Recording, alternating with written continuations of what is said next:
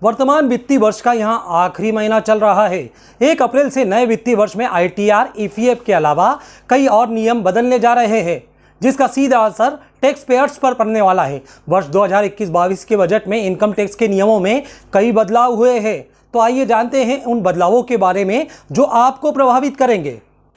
नए बजट के पेश किए जाने के बाद 1 अप्रैल 2021 से उसके अमल में लाए जाने के चलते करदाताओं को इनकम टैक्स के लिहाज से इन बातों का खास तौर पर ध्यान रखना होगा। EPF पर मिलने वाले ब्याज पर लगेगा टैक्स। दरअसल 1 अप्रैल 2021 से एम्प्लॉय प्रोविडेंट फंड यानी EPF पर 2.5 लाख रुपए तक टैक्स पर छूट रहेगी, लेकिन उसके ऊपर के इन्वेस्टमेंट के ब्याज पर टैक्स लगेगा।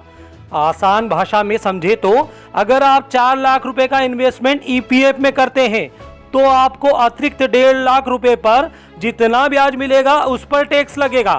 वित्त मंत्री निर्मला सीतारमण ने अपने बजट में कहा था कि महीने में 2 लाख रुपए से कम कमाने वाले इससे प्रभावित नहीं होंगे। इनकम टैक्स रिटर्न न फाइल करने वालों पर कड़ा एक्शन लेगी सरकार। इनकम टैक्स रिटर्न फाइल नहीं करने वालों पर सरकार अब कड़ा एक्शन लेगी। इस बार के बजट ने इनकम टैक्स अधिनियम के सेक्शन 206 AB और 206 CCA में स्पेशल प्रोविजन जोड़ा है। इस नियम के तहत इनकम टैक्स रिटर्न फाइल न करने वालों का अब ज्यादा TDS कटेगा। सुपर सिटीजन को इनकम टैक्स रिटर्न दाखिल करने पर मिलेगी छूट, यानी 75 वर्ष से अधिक उम्र के लोगों को अब इनकम टैक्स रिटर्न नहीं भरना होगा।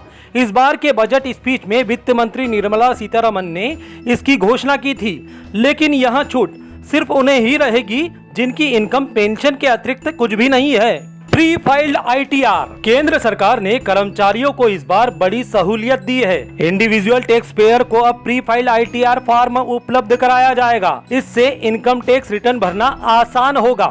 LTC। इस बार के बजट में LTC को लेकर भी बजट में ऐलान किया गया है। कोरोना के कारण पिछली बार कर्मचारी LTC का फायदा नहीं उठा पाए थे। अब सरकार उन्हें नकद भुगतान करेगी, जो कि टैक्स के अंतर्गत नहीं आएगा। दोस्तों, खबर से जुड़ी जानकारी यदि आपको पसंद आई हो तो खबर को शेयर करें, लाइक करें और चैनल को सब्सक्राइब करें, ताकि आगे भी हम आपको इसी तरह की महत्वपूर्ण जानकारियां दे सके।